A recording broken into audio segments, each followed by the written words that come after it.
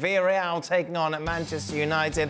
Of course, the first game in the post-Ole Gunnar Solskjaer era for United, and it would start with a win, 2-0. Cristiano Ronaldo and Jadon Sancho on the score sheet to guarantee United a place in the knockout stages of the competition. Oh, that means, as you see there, they will be top of the table, Villarreal second. Meanwhile, what a game between Young Boys and Atalanta, 3-3. That one finished. Well, let's welcome to the show as well, shall we? Julien Laurent and Frank Leboeuf join us. I want to start with you, though, Craig. Well, if they'd only just waited, then, you know, Solskjaer might have seen this out. To be fair. A win's a win. A win's a win, but this is exactly as they won under Solskjaer, you feel? Yeah, well, you're not going to get change, and particularly not if you keep the same coaching staff and basically hand Michael Carrick the job short term. Not much is going to change. Even if you change managers at this stage, not a lot's going to change in 2 or 3 days. It was a very Solskjaer-esque performance. It was embarrassing for an hour, really. They never got a kick. The fact he had Ronaldo on the left a little bit, that didn't last very long because he's not going to chase back, so he shunted Martial out to the other side. He was poor.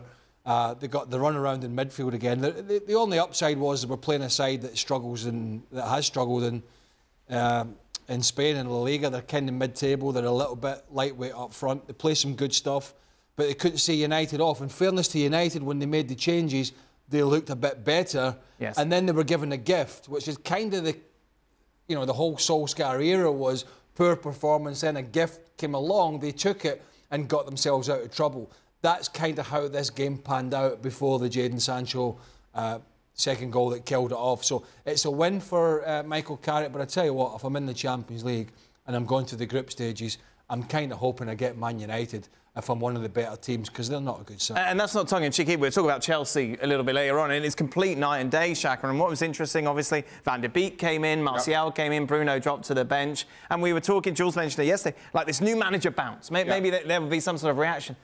There was no reaction whatsoever from this team. I thought there was a little bit more energy, particularly through midfield, seeing that just kind of a haphazard energy, if you can call it that.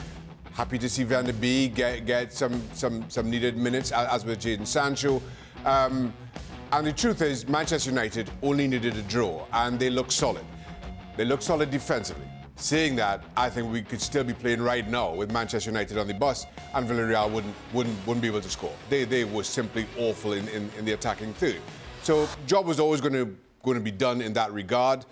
And yes, you get a gift, you take it. But in terms of performances, in terms of talking about a team that's top of their Champions League group, this is as bad a performance as you will see. And really uninspiring is probably the best way I describe it. Are we being harsh here, Frank? This is a Manchester United side who have gone to the Europa League winners, got 3 points through to the knockout stages. Should we be giving them more love?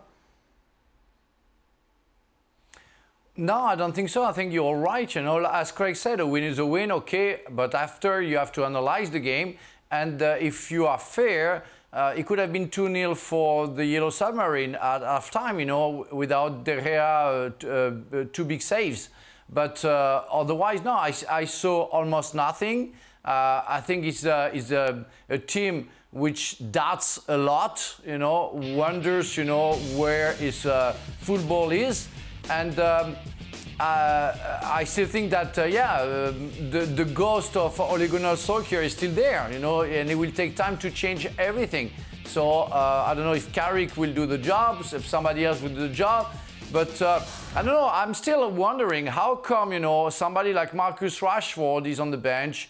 I don't know where Cavani was, you know. When I see Martial playing, you know, being almost invisible, I wonder, you know, because I think Marcus Rashford should be on the field to start the game and after.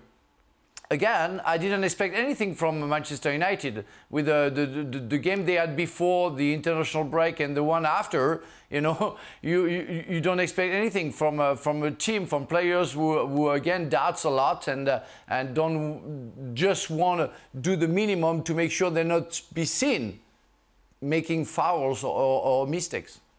Ronaldo on the score sheet again, though, Craig. You know, he's coming in. His numbers are so good when you just look at it on paper.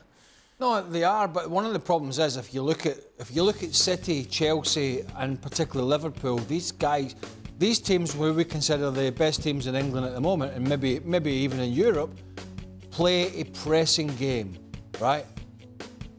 Manchester United, with their personnel, they can't do it as well. And that's one of the issues, that yeah, you'll get the goals, but you're not going to get that work rate that the other teams have. And it's so successful for the other teams at winning the ball back and then stamping their authority on the game. So there's a fine balancing act here.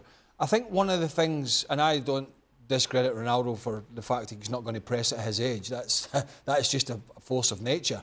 That's their choice to go and bring him in. You forfeit one thing, you gain another. United fans, there's a couple of things here. They have to forget a little bit about results, because that's what this whole Solskjaer era has been about. Just results, just enough. We've all talked about it in the show. You have to look more at performance. With performance will come results, usually. That's where the proof's in the pudding. That's what we see in the other teams. Yeah, even with good performances, comes bad results now and again. But more often than not, that's where you get the consistency. We're not seeing that with this United side. And it's going to take a new coach with experience and with knowledge and know-how to be able to get that out of this group. The other side of the coin that I would say, in the commentary I was listening to, I think it was our colleague Stuart Robson, picked up on this, was Harry Maguire, who's had a lot of criticism recently. There was one point in the first half, and I think this sums it up. He's the United captain. Alex Telles had a throw-in his own half, and normally Harry Maguire and most centre-halves would give themselves 20 yards to take the ball in and then go out the other side. Right. Harry Maguire couldn't get close enough. I mean, if he got any closer, he'd been touching Telles, because he didn't. And Robbo picked it up in the commentary. He didn't want the ball. Right. But the position that he took up, Telles couldn't throw him the ball, and then they could not go to De Gea and out the other side. That's telling me two things. One, he's fragile, and two, the confidence is, no matter, and I always say it, doesn't matter what you pay people, doesn't matter how big your house is and what car you drive, confidence affects everybody. And that was telling to me a guy who did not want the ball in that scenario, because at the moment he's getting it from all angles. Well, thank you very much for watching ESPN on YouTube. For more sports highlights and analysis, be sure to download the ESPN app. And for live streaming, premium content, and let's not forget as well, ESPN FC 7 days a week. Subscribe to ESPN+.